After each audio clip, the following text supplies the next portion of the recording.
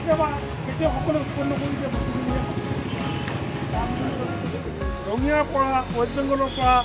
পোৱালি বহুত আগতীয়াকৈ আনিছে আনি কিনে আপোনাৰ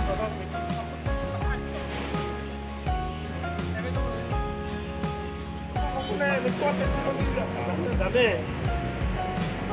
অভিযানটো বেছি জনা হৈ গৈছে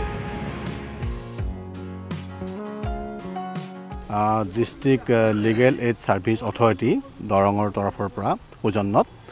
আমি যিসকল কাৰাবন্দী আছে 21জনকৈ যাৱজ্জীৱন কাৰাদণ্ডেৰে দণ্ডিত কাৰাবন্দীক ফিচাৰী ডিপাৰ্টমেণ্টৰ দ্বাৰা ট্ৰেইনিং দিবলৈ আমি চেষ্টা কৰিছোঁ মেইন বিষয়ত যাতে তেওঁলোকে ওলাই গৈ ইয়াৰ পৰা ওলাই গৈ যাতে সমাজৰ কাৰণে বা নিজৰ বাবে কিবা এটা ইতিবাচক পদক্ষেপ ল'ব পাৰে সংস্থাপিত হ'ব পাৰে সেই পদক্ষেপেৰে সেই আশাৰে আমি এই 21জনকৈ কাৰাবন্দীক আমি ইতিমধ্যে প্ৰশিক্ষণ দুদিনীয়া কৰ্মশালাৰে আমি প্ৰশিক্ষণ দিবলৈ চেষ্টা কৰিছোঁ যোৱাকালি জিলা ন্যায়াধীশ মহোদয়ে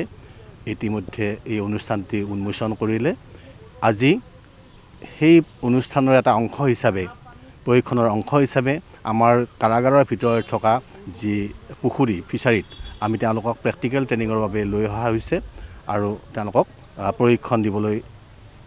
আগবাঢ়িছে আমাৰ ফিচাৰী ডিপাৰ্টমেণ্টৰ বিষয়াসকলে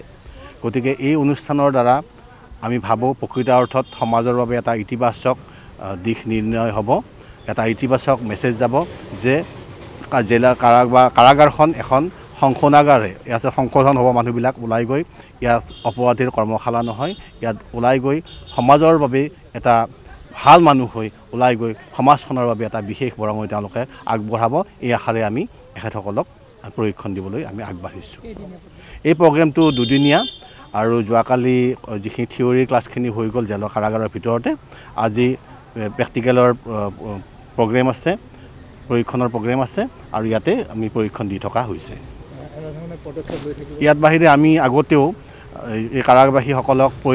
জিলা শিক্ষণ সংস্থা বুলি এটা অনুষ্ঠানৰ যোগেদি